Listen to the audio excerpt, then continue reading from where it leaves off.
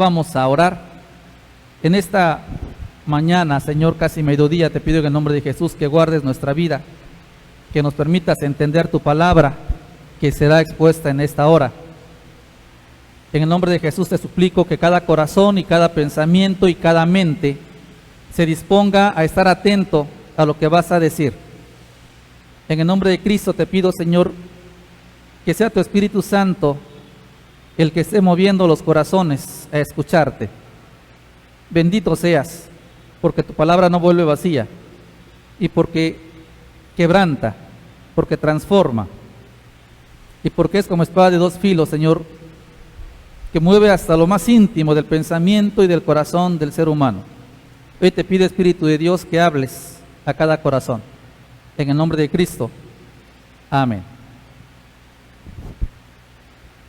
Vamos a la primera carta del apóstol Pedro en el capítulo 4. Voy a leer del versículo 1 al 6. Primera de Pedro 4, 1 al 6 dice así: puesto que Cristo ha padecido por nosotros en la carne, vosotros también armaos del mismo pensamiento, pues quien ha padecido en la carne terminó con el pecado, para no vivir el tiempo que resta en la carne conforme a la concupiscencia de los hombres, sino conforme a la voluntad de Dios. Baste ya el tiempo pasado para haber hecho lo que agrada a los gentiles, andando en lascivias, concupiscencias, embriagueces, orgías, disipación y abominables idolatrías. A estos les parece cosa extraña que vosotros no corráis con ellos en el mismo desenfreno de disolución y os ultrajan. Pero ellos darán cuenta al que está preparado para juzgar a los vivos y a los muertos, porque por esto también ha sido predicado el evangelio a los muertos, para que sean juzgados en carne según los hombres, pero vivan en espíritu según Dios. Esta carta del apóstol Pedro se escribe aproximadamente entre el año 63 y 64 del primer siglo. La persecución contra la iglesia cristiana no estaba todavía en su apogeo, por así decirlo, pero ya existían ciertos tipos de presiones y cierto tipo de acechanzas en contra del cristianismo. Las presiones de los gobiernos, de la sociedad, de las religiones en su momento predominantes, estaban poniendo ya en tela de duda la fe de algunos creyentes.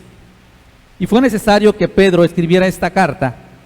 Y en el capítulo 4, versículos 1 al 6 que leímos, quiero tomar cuatro pensamientos, cuatro ideas, cuatro pensamientos, cuatro directrices que van a ayudarnos a enfrentar las pruebas cuando nuestra fe está siendo tomada por el Señor para ver su crecimiento, o bien cuando la adversidad está agobiándonos o la estamos enfrentando.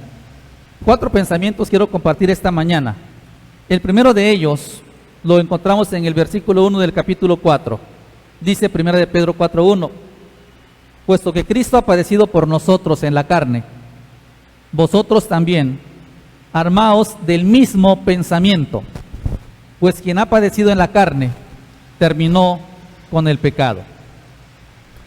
La primera cosa que quiero que recordemos, que aprendamos y que nunca perdamos de vista cuando estamos en situación de prueba es que la obra de Cristo en el Calvario y en su resurrección nos muestra que su padecimiento venció la carne y nos asegura la victoria que Él tuvo en el Calvario y en la tumba. Cuando Cristo murió y cuando Él, allá en Juan 19:30, exclamó estas palabras, Juan 19:30, Jesucristo dice la palabra del Señor: cuando hubo tomado el vinagre, dijo: consumado es. Y habiendo inclinado la cabeza, entregó el Espíritu. La obra de Cristo en la cruz, quien padeció y venció la carne, nos asegura entonces la victoria sobre cualquier situación que nosotros podamos enfrentar. Hoy día estamos pasando una cuestión bastante peculiar a lo largo del planeta. a lo largo de estos meses. Los distintos trabajos, actividades han tenido que modificarse. Nosotros mismos hemos tenido que estar haciendo ajustes. Y de repente pareciera ser que la vida cristiana y que el evangelio está perdiendo cierta vitalidad. En nuestra congregación, gracias a Dios, este año estábamos trabajando, como nuestro hermano Ramón compartía temprano, en grupos en las casas, escuela bíblica dominical, enseñanza con niños, instituto bíblico y teológico en nuestra iglesia. Teníamos el trabajo en San Miguel de Ecatepec, el trabajo en la colonia Alejandro Cruz, misión por organizarse tentativamente en septiembre en iglesia regular. Estábamos trabajando en la casa de día de los ancianos del municipio aquí cerca de la clínica del Iste. Estábamos trabajando también en el ministerio en el penal. Nos abrieron las puertas en 2 lugares también más para compartir en centros de rehabilitación de alcohólicos y drogadictos. Y en un momento dado esto viene como a cerrar o a apagar un poquito el trabajo que se está realizando. Pero algo que tenemos que entender, mis hermanos, es que a lo largo de los siglos, la iglesia siempre ha tenido situaciones difíciles que enfrentar.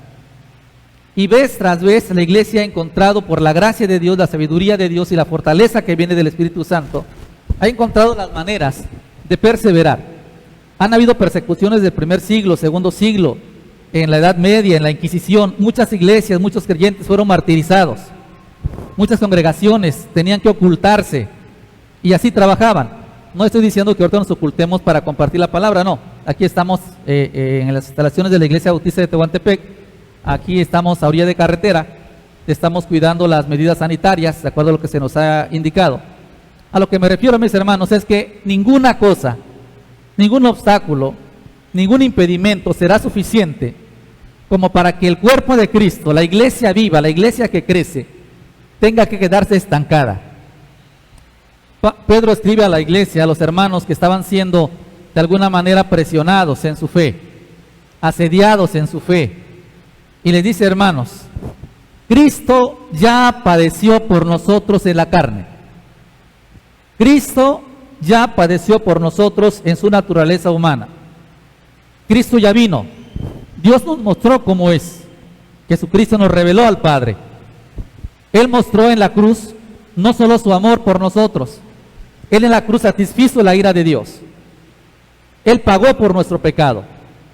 Ahora nos libra de la condenación. En Él estamos seguros. Él nos entiende, dice el apóstol Pedro. Él padeció por nosotros en la carne. Él ya sufrió nuestros dolores.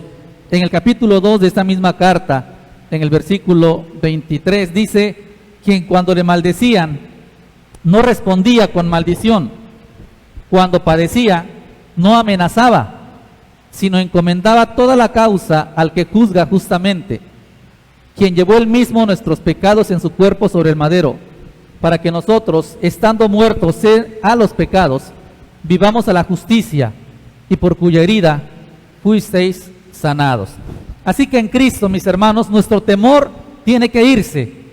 En Cristo Jesús, cualquier problema que podamos decir, nadie me comprende, nadie está en mi lugar, el apóstol Pedro dice: hermanos, permanezcan en la fe, porque la obra de Cristo ha sido suficiente para librarles, es suficiente para guardarles.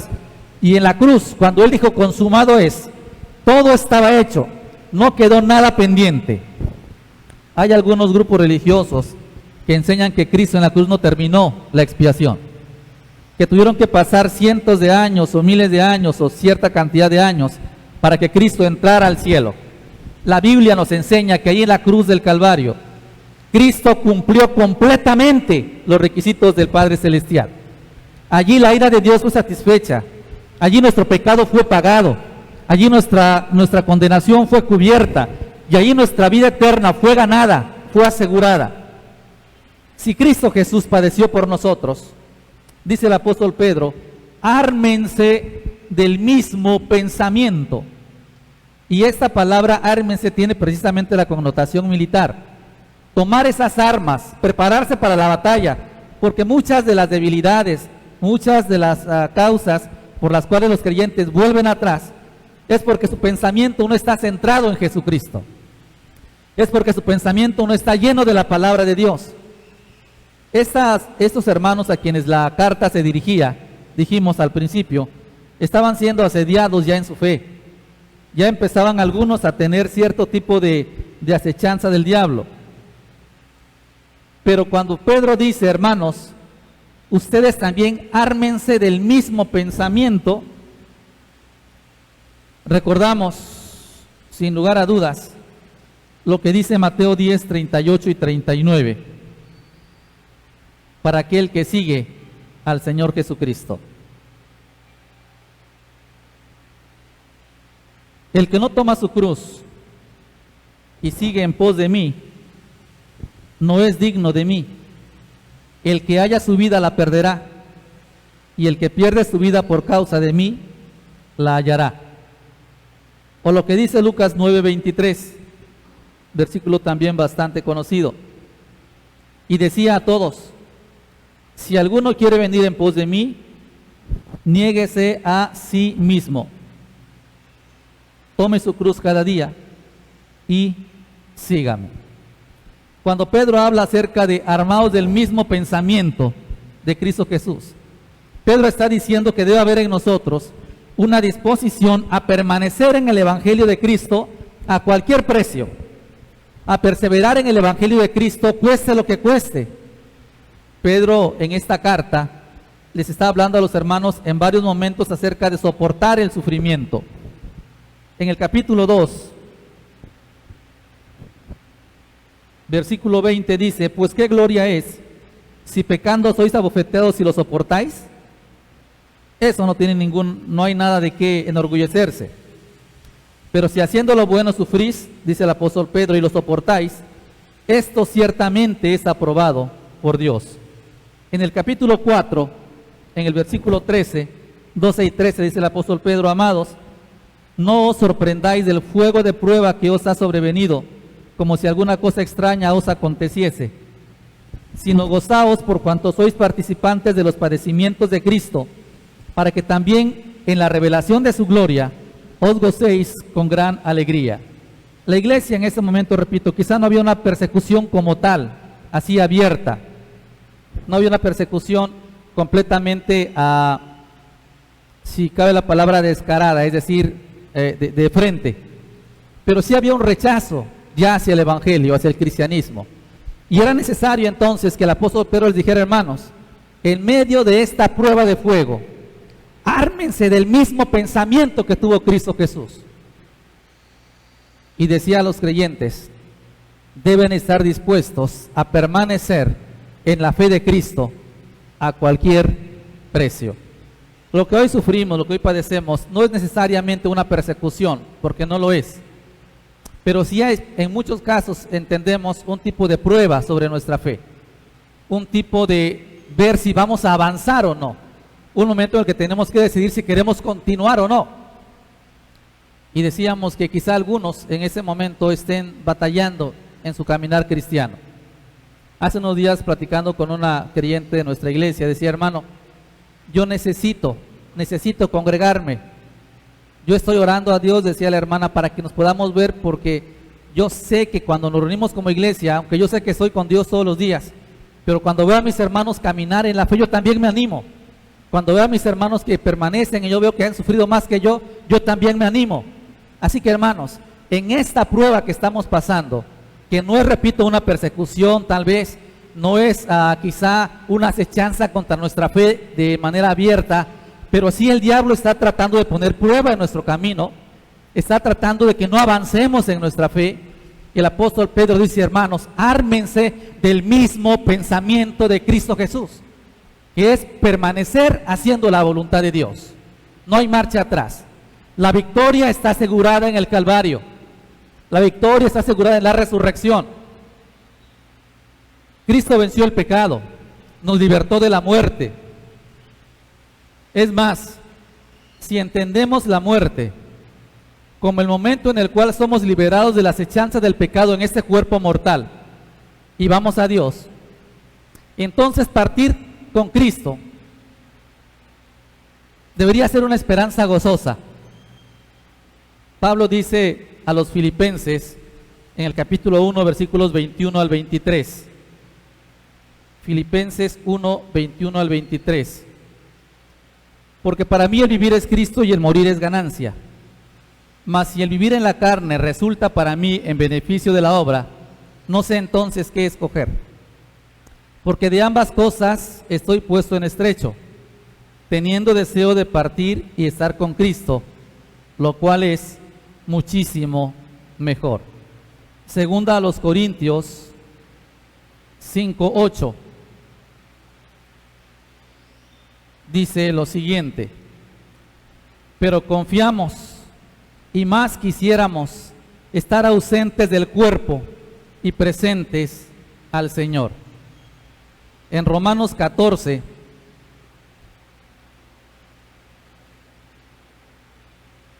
versículos 8 y 9 dice: pues si vivimos, para el Señor vivimos, y si morimos, para el Señor morimos. Así pues, sea que vivamos o que muramos, del Señor somos. Porque Cristo para esto murió y resucitó, y volvió a vivir, para ser Señor así de los muertos, como de los que viven. En Lucas 16, cuando relata el médico Lucas acerca del rico y Lázaro, dice: había un hombre rico que se vestía de púrpura y lino fino y hacía cada día banquete con esplendidez. Había también un mendigo llamado Lázaro que estaba sentado a la puerta, echado a la puerta de aquel lleno de llagas, y ansiaba saciarse de las migajas que caían de la mesa del rico, y aún los perros venían y le lamían las llagas. Aconteció que murió el mendigo y fue llevado por los ángeles al seno de Abraham, y murió también el rico y fue sepultado. ¿Qué ocurrió con Lázaro en el momento en el que él murió? Dice la Biblia que los ángeles llevaron su alma, su espíritu, al seno de Abraham, a la presencia de Dios. Así que sabemos que Cristo venció el pecado, nos liberó de la muerte. Dicho esto, entonces, mis hermanos, no estoy diciendo que tengamos que exponernos para morir pronto, como ha ocurrido en algunas religiones, en algunos grupos religiosos, líderes que mandan a sus seguidores a morirse o a matarse o a suicidarse. No hablamos de eso, pero sí hablamos de que estemos sabidos, conscientes y seguros que en Cristo tenemos una esperanza gozosa. Los creyentes en Cristo, mis hermanos, esperamos la manifestación de nuestros cuerpos glorificados en su venida. Así que el primer pensamiento que debemos nosotros tener es un pensamiento que Cristo en la cruz ya venció. Y si usted quiere permanecer en el camino de Cristo, recuerde eso: tiene usted la victoria asegurada sobre el diablo, sobre el pecado, sobre la misma muerte, y tiene la salvación eterna en Cristo Jesús. La obra de Cristo fue suficiente, todo fue hecho, todo ha sido consumado por la obra de Jesús. Así que a los hermanos, Pedro primero les dice: hermanos, la primera cosa que quiero que entiendan es que Cristo venció y ustedes también tienen asegurada la victoria. Adelante, hermanos, no hay más que hacer. Segunda cosa, versículos 2 y 3. Dice el versículo 4, termina diciendo: pues quien padeció en la carne terminó con el pecado, para no vivir el tiempo que resta en la carne conforme a las concupiscencias de los hombres, sino conforme a la voluntad de Dios. Baste ya el tiempo pasado para haber hecho lo que agrada a los gentiles, andando en lascivias, concupiscencias, embriagueces, orgías, disipación y abominables idolatrías. Ya decíamos que Cristo en la cruz llevó todo. El capítulo 3, versículo 18 de esta misma carta dice: porque también Cristo ya padeció una sola vez por los pecados, padeció el justo por los injustos, con el propósito de llevarnos a la presencia de Dios. Él fue muerto en la carne, pero fue vivificado en espíritu. Nosotros también armémonos de ese mismo pensamiento. Cristo murió, resucitó y nos asegura la vida eterna. Pero esa realidad nos lleva a un segundo pensamiento. La obra de Cristo tiene que guiarme a vivir conforme a la voluntad de Dios, abandonando el pecado y obedeciendo de manera consciente. Segundo pensamiento, la obra de Cristo me lleva a vivir conforme a la voluntad de Dios. El primero es, la obra de Cristo me asegura la victoria. Dice el versículo 2, que lo que Cristo hizo, el que padeció en la carne, terminó con el pecado, dice, es para no vivir el tiempo que resta en la carne. No hay, hemos dicho reiteradamente, salvación sin santificación. No hay fe sin obediencia. No hay arrepentimiento sin fe. No hay fe sin arrepentimiento. Por eso, cuando el apóstol Pedro dice, para no vivir el tiempo, la pregunta que quiero plantear para reflexión es, Cristo murió, resucitó, ascendió a los cielos y volverá. ¿Qué finalidad tiene esto en su vida? Dice, para no vivir conforme. ¿Cómo vive un seguidor de Cristo? ¿Cómo vive un seguidor del Señor Jesucristo? Si sabemos que Él murió, que Él se levantó y que volverá, y que Él terminó con el pecado, venció el pecado, ¿cómo entonces es el estilo de vida de un creyente? Romanos 6, 1 y 2. Romanos 6, 1 y 2. Dicen, ¿qué pues diremos? ¿Perseveraremos en el pecado para que la gracia de Dios siga abundando para nosotros? En ninguna manera, porque los que hemos muerto al pecado, ¿cómo viviremos aún en él? Así que, mis hermanos, cuando reconocemos la obra de Cristo, no solo es que nos asegura la victoria para vivir como querramos, asegura la victoria para vivir conforme a su voluntad. El tiempo que resta en la carne, dice Pedro. Esto nos habla también, mis amados, de que nuestros días están contados. Nuestros días tienen un límite. ¿Cómo está usted viviendo estos días que Dios le está dando la oportunidad de estar aún con nosotros, con su familia, en el trabajo? ¿Cómo está usted usando este tiempo que Dios le está permitiendo?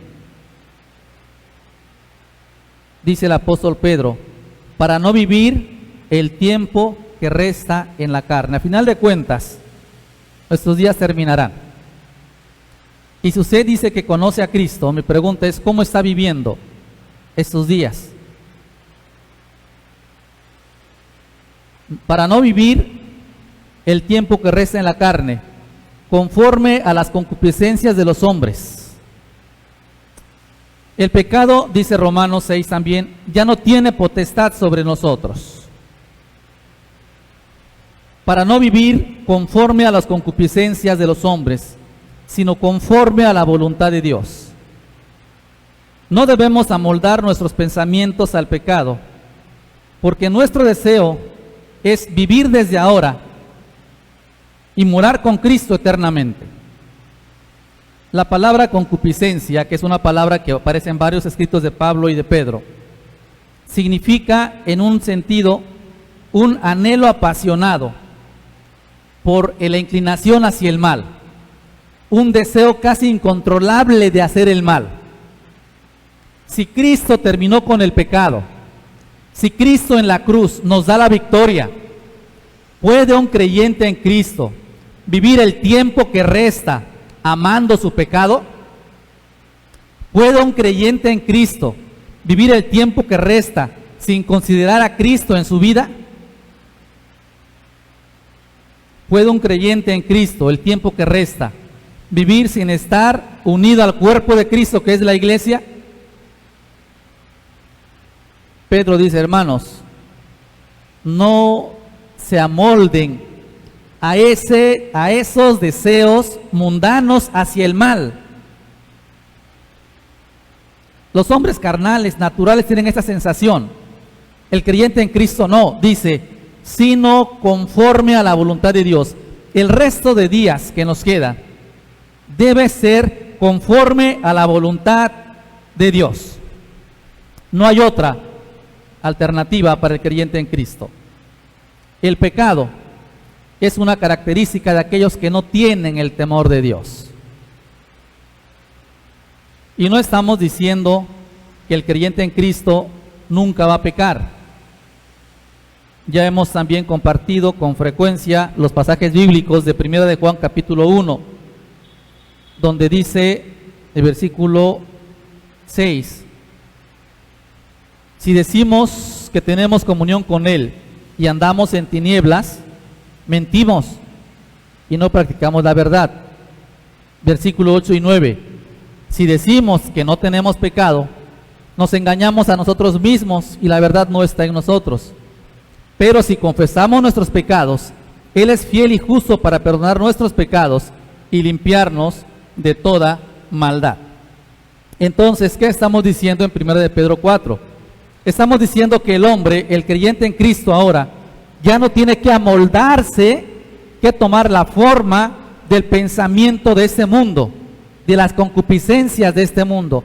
Y es allí donde nuevamente recordamos el versículo 1. Ármense, dice Pedro, de este pensamiento.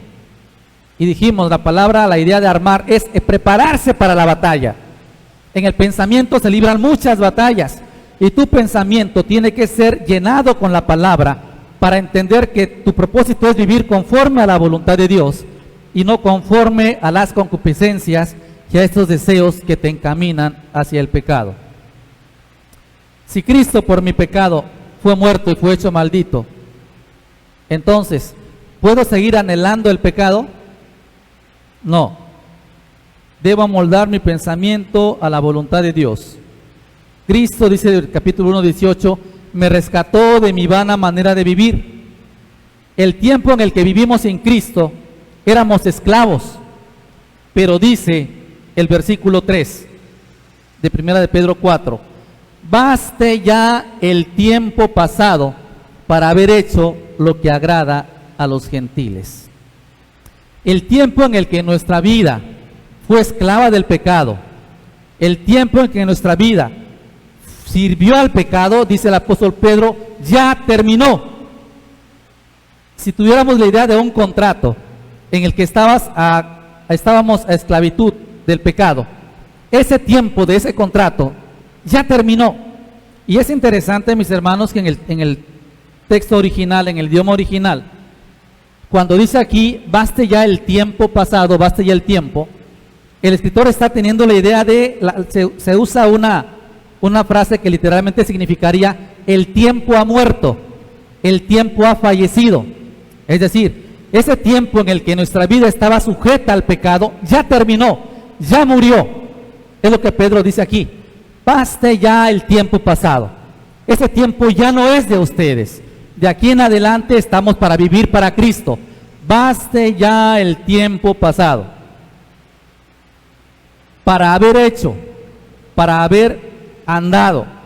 Es decir, ya no estamos nosotros esclavizados al pecado para estar viviendo de la misma manera y para ser guiados en el mismo sentido del pecado. Pero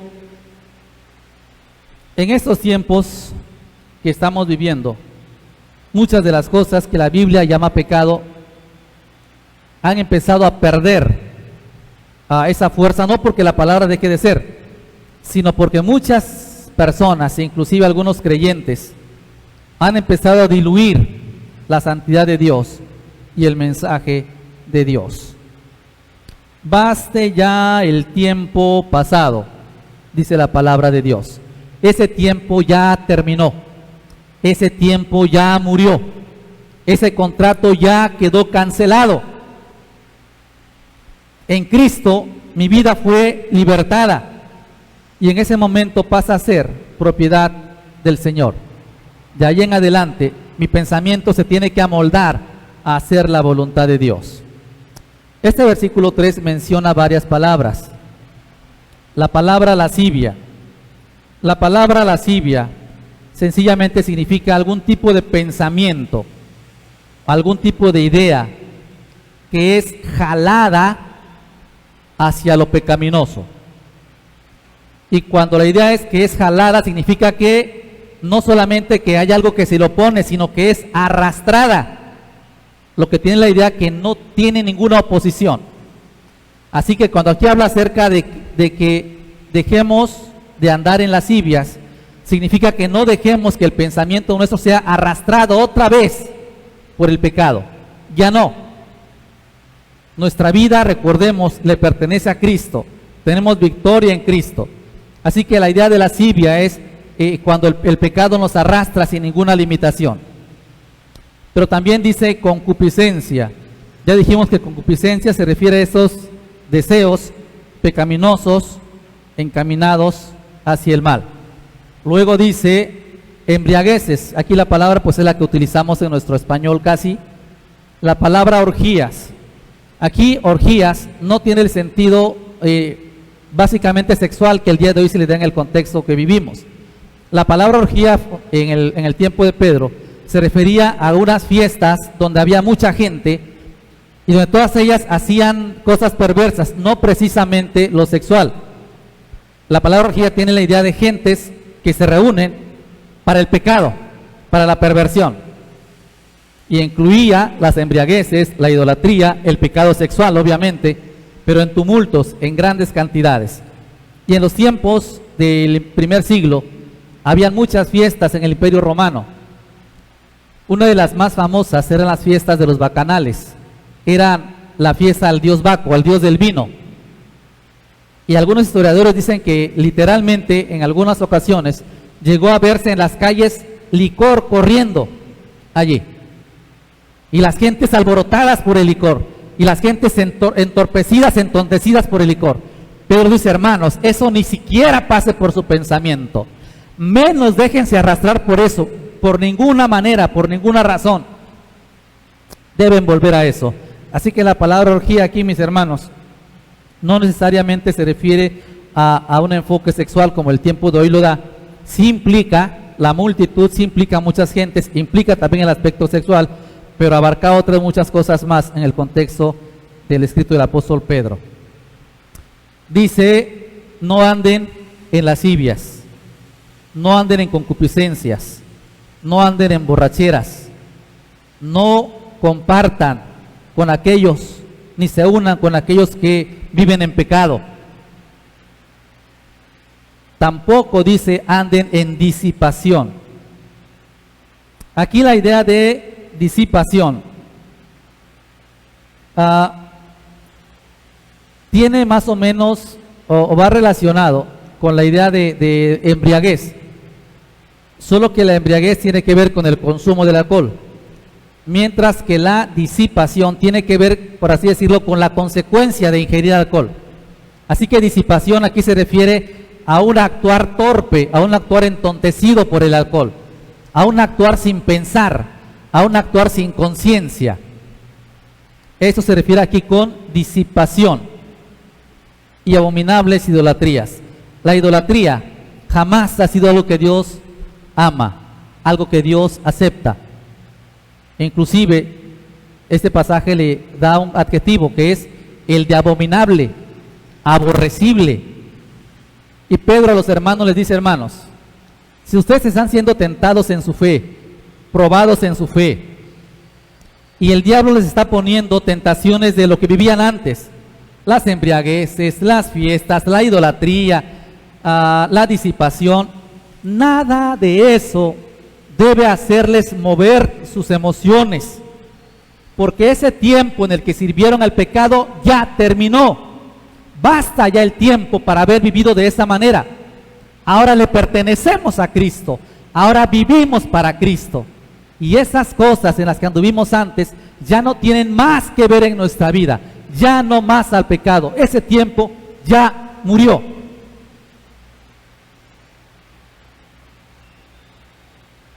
Todos esos ídolos, todos estos falsos dioses, y lo que muchas veces el día de hoy vemos, que la Biblia le llama, repito, abominables idolatrías, Dios lo aborrece.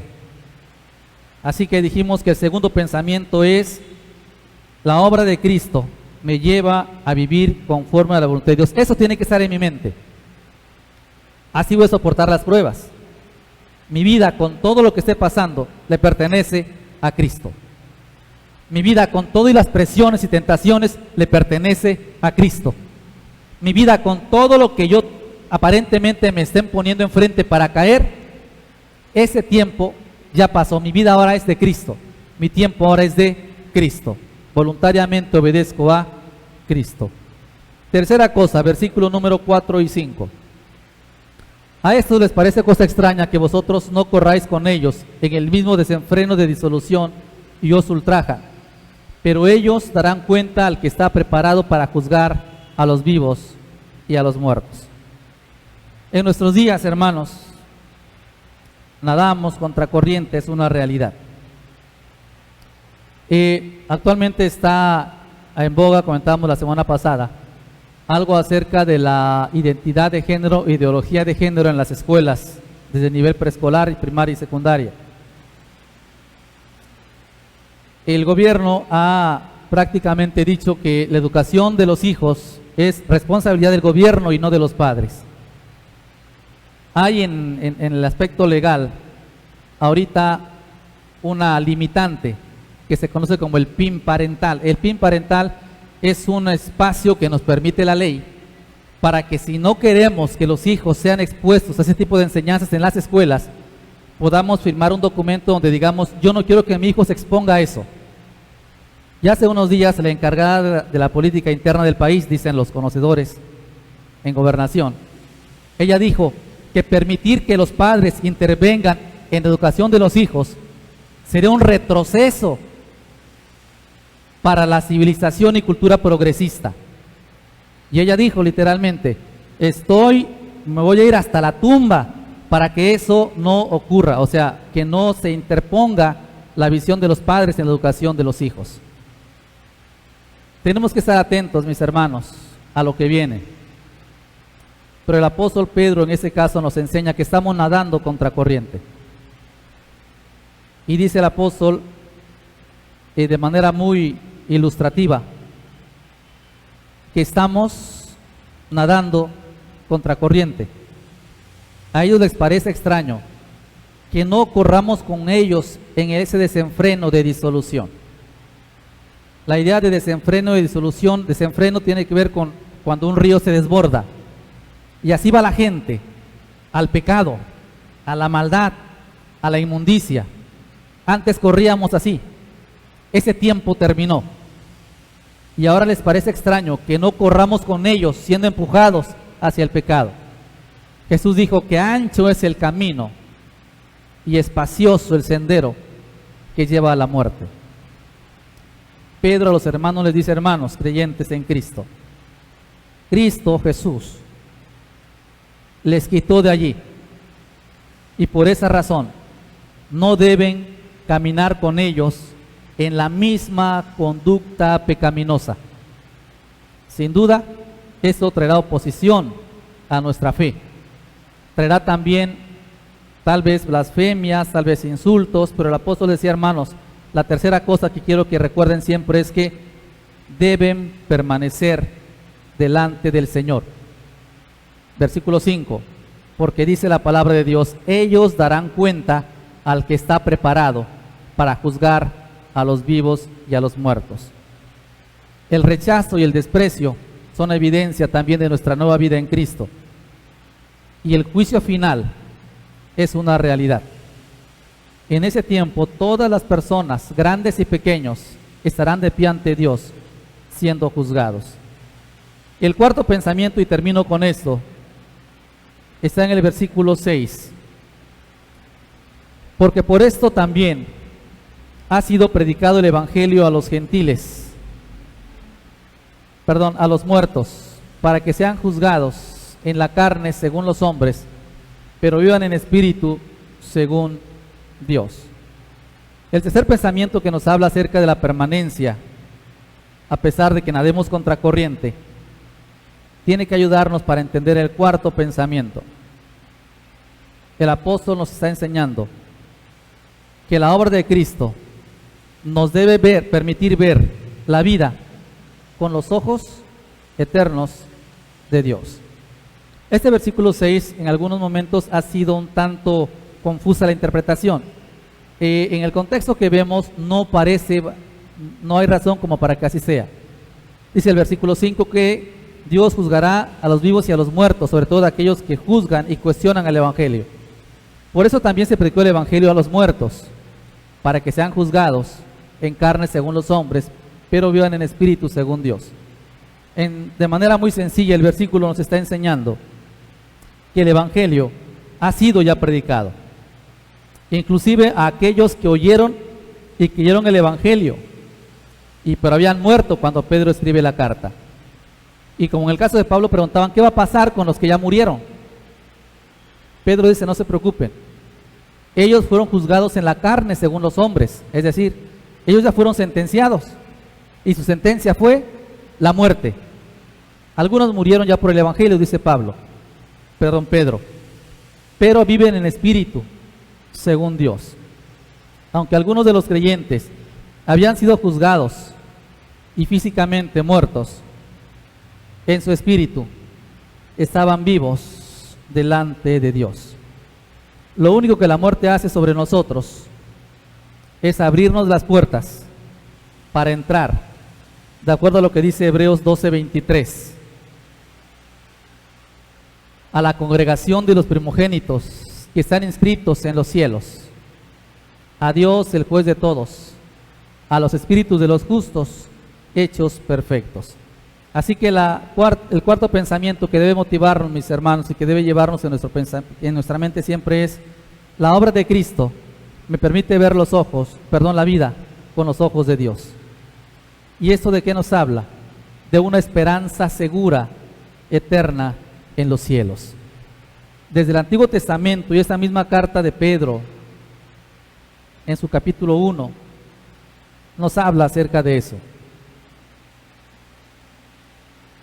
Versículos 6 al 9 de 1 de Pedro 1, en lo cual vosotros os alegráis, aunque por ahora, por un poco de tiempo, si es necesario, tengáis que ser afligidos en diversas pruebas, para que sometida a prueba vuestra fe, mucho más preciosa que el oro, el cual, aunque perecedero, se prueba con fuego, sea hallada en alabanza, gloria y honra cuando se manifieste Jesucristo, a quien amáis sin haber visto, en quien creyendo, aunque no lo veáis, os alegráis con gozo inefable y glorioso, obteniendo el fin de vuestra fe, que es la salvación de vuestras almas. Así que 4 pensamientos. Primero, la obra de Cristo asegura la victoria. Segundo, la obra de Cristo me lleva a vivir conforme a la voluntad de Dios. Tercero, la obra de Cristo me lleva a permanecer firme e inamovible en la fe del Señor. Y cuarto, la obra de Cristo se enfoca no solo en lo terrenal, sino en lo eterno, en lo glorioso. Cuando Él iba a ser crucificado, dijo a sus discípulos: no se turbe vuestro corazón, ni tenga miedo. Creéis en Dios, creed también en mí. En la casa de mi Padre muchas moradas hay. Si así no fuera, yo os lo hubiera dicho. Voy pues a preparar lugar para vosotros. Y si me fuere y os prepararé lugar, vendré otra vez, para que donde yo estoy, vosotros también estéis. Armémonos con este pensamiento en medio de las pruebas y en medio de las luchas. Armémonos de estos 4 pensamientos cuando viene la tribulación, la aflicción, la angustia. Y si en algún momento viniera la misma persecución, la victoria de Cristo está asegurada. Vivir conforme a la voluntad de Dios es lo mejor que podemos hacer. Permanecer inamovibles en nuestra fe, corriendo contra este mundo, es algo que no podemos dar marcha atrás. Y nuestra esperanza eterna, segura en los cielos, debe movernos a seguir siempre con la mirada puesta en el galardón. Que Dios nos bendiga, que Dios nos guarde, y que estos 4 pensamientos puedan guiar nuestra vida en medio de ese tiempo de dificultad, de aflicción, y que seamos fortalecidos.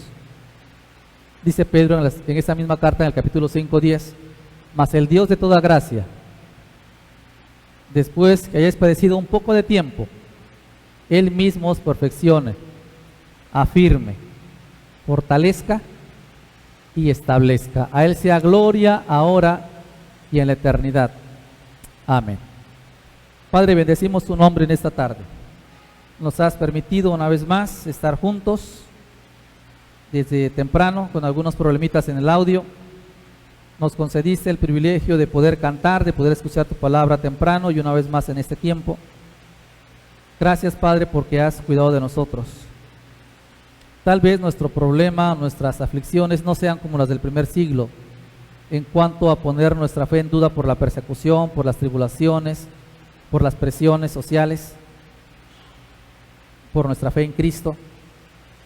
Pero tal vez, Señor, otro tipo de aflicciones estén llegando al corazón y otro tipo de luchas y dudas estén también haciendo tambalear nuestra fe.